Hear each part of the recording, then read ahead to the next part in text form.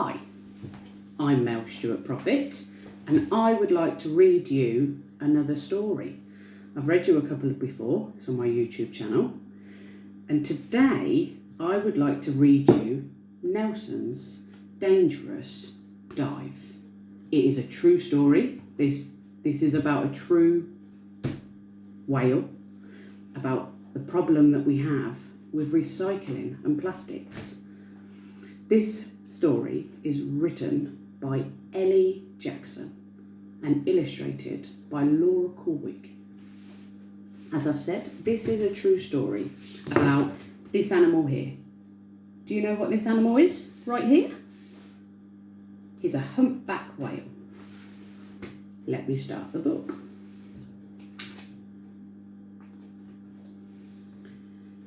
Mayday, mayday, mayday. We need help quickly. Our boat is sinking in the storm. The crew knew their old fishing boat was in urgent danger, but calmly waited for the rescue team and helicopter to locate their emergency beacon and save them.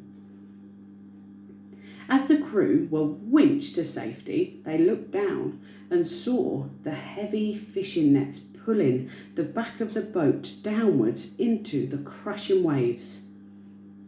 As the bow of the boat started to rise up, the long nets began to unravel, slowly dragging the boat underwater, where it settled on the rocky seabed deep below. Oh no, it's all getting pulled under with all these nets. Over many years, nature began to reclaim the boat, turning it into a magnificent reef which was home to many different types of sea creatures. Brightly coloured corals of all shapes and sizes grew along the rails and over the deck. Smooth, glittering sharks circled the wreck, chasing the fast-swimming fish that darted around the wheelhouse, whilst crabs, lobsters, rays and octopus all found a home among the corals.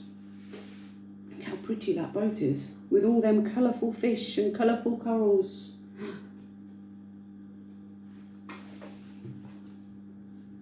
One day, a curious young whale called Nelson spied the wreck looming out of the sandy depths below. Astonished to see such a strange and colourful sight, he took a huge breath and with a flicker of his impressive tail dived deep into the shadows to see what treasure he could find. What do you think he's going to find? Deeper and deeper Nelson dived as the colours around him gradually faded. Once his eyes grew accustomed to the gloom, he could see the hulk of the boat appearing beneath him, the fishing nets trailing far behind in the swirling currents, looking like waving beds of seaweed. There's Nelson, and he wants to go and see what this is all about.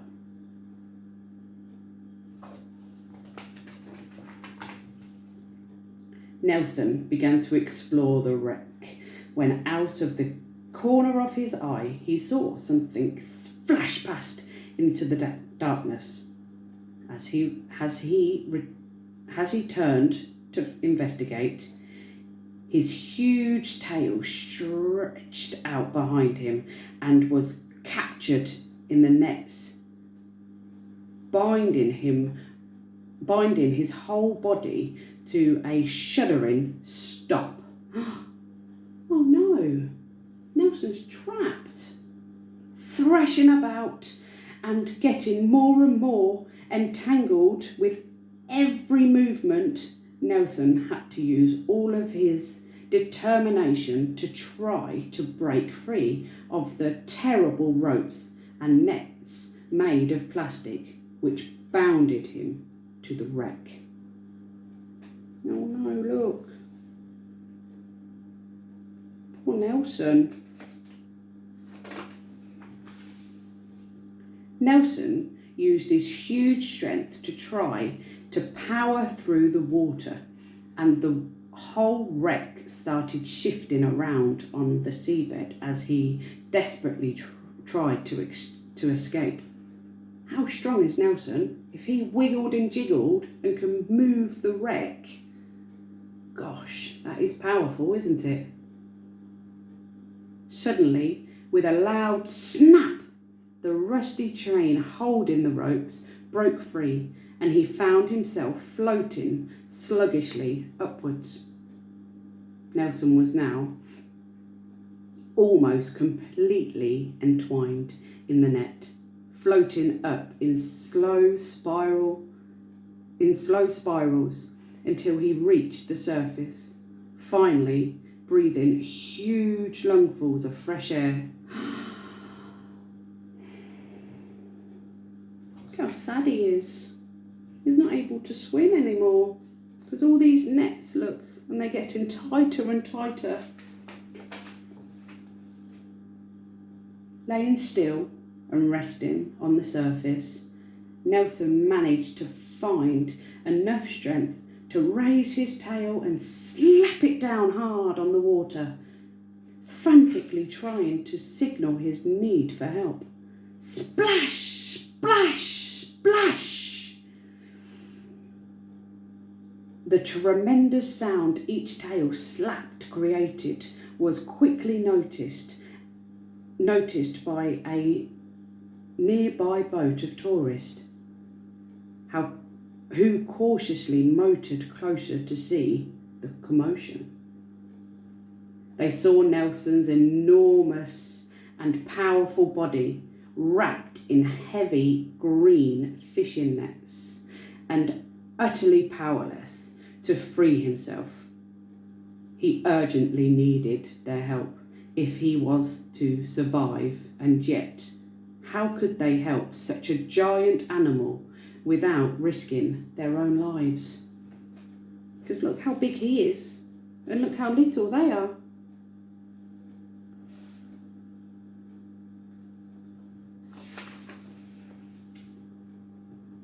Bravely, the people decided they had to help.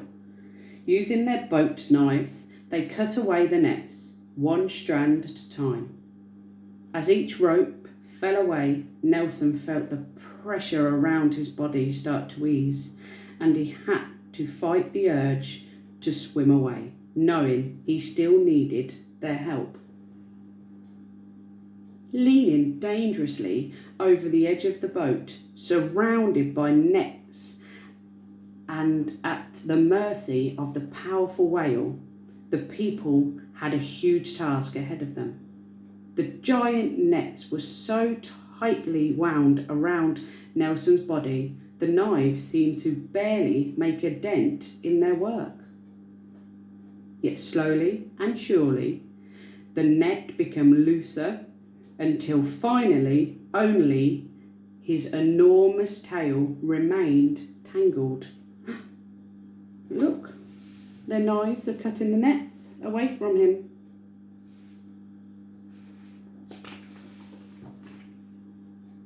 Nelson's long fins were now released, and realising he could swim, he started to head further out to sea, pulling the boat behind him.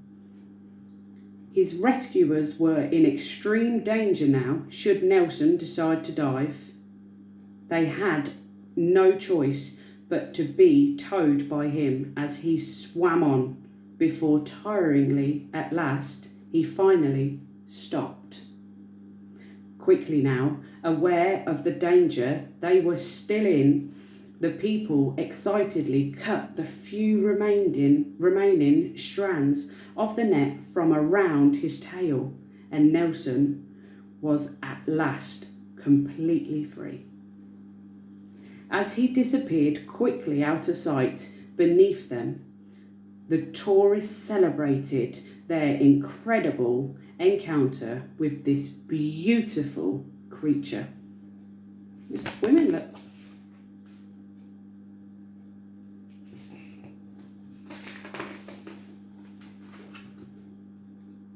Suddenly, a huge shape powered up from beneath the water as Nelson burst out of the sea into the most spectacular breach. Great big splashes of glittering water cascaded down around him as his magnificent body rejoiced in its freedom. Time and again he dived down, only to swim quickly up and out of the sea in a towering spray of seawater as he showed off his powerful tail and flippers for all to see. Well, wouldn't you? If you were trapped and then all of a sudden you were free, you would stretch, you would jump. That's what he's doing. As Nelson swam away for the last time, the people hurled the rest of the heavy fishing nets safely aboard the boat. The captain knew that if the nets were left in the water, it would trap even more animals like Nelson. She thought there could be more nets down on the wreck, and called the local expert diving group for help to clear them. How happy does he look? It's pretty amazing, isn't it?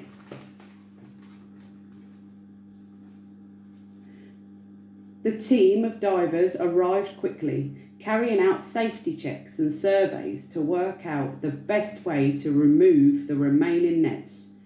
Fishing boats have many ropes and nets made from different types of plastic, and the wreck still had several large nets tangled around it. The divers were all highly trained to remove these nets, as it is very dangerous underwater work. Using special equipment and knives, the divers cut away at the nets,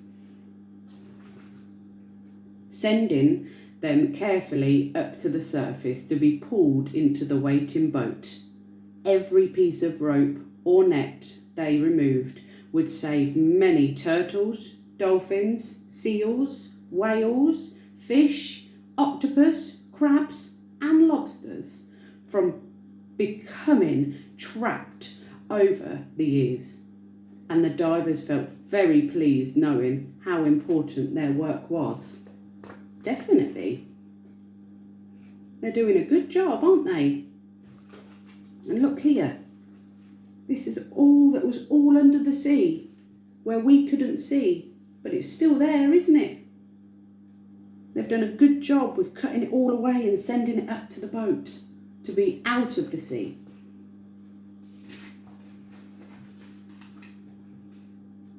At last, the nets were brought up to the dive boat, and the divers were starting to head home. They heard an almighty splash just behind them. Who do you think that was? What do you think the splash was? You're right. It's Nelson, isn't it? Looking around quickly, they saw Nelson splashing his enormous tail once more, happily leaping out of the sea with his new friend in the spectacular and rare double breach.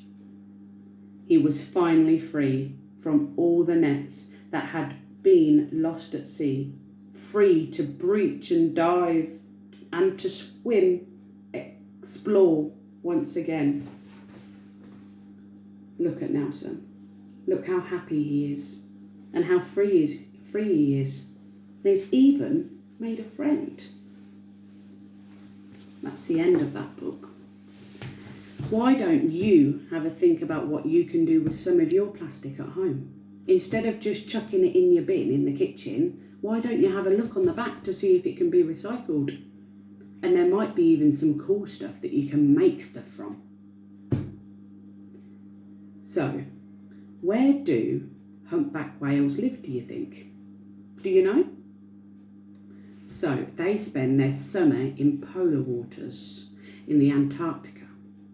And when it's colder, they try and find some warmer water. I think I would too. You don't want to be in cold water, do you? And in that warmer water, they will have babies. They will. And did you know that a humpback whale like Nelson can swim up to 25 kilometres a year? And they live together between 2 and 15 whales together. So you can see 15 of them or 2 of them, but it'll be very rare that you see one of them. They always like to make friends, like Nelson did. Nelson made a friend once he was free. Yeah? So that is the end of my book. But you can think about what you can do with your recycling things at home, your plastics. Okay? Take care. Bye.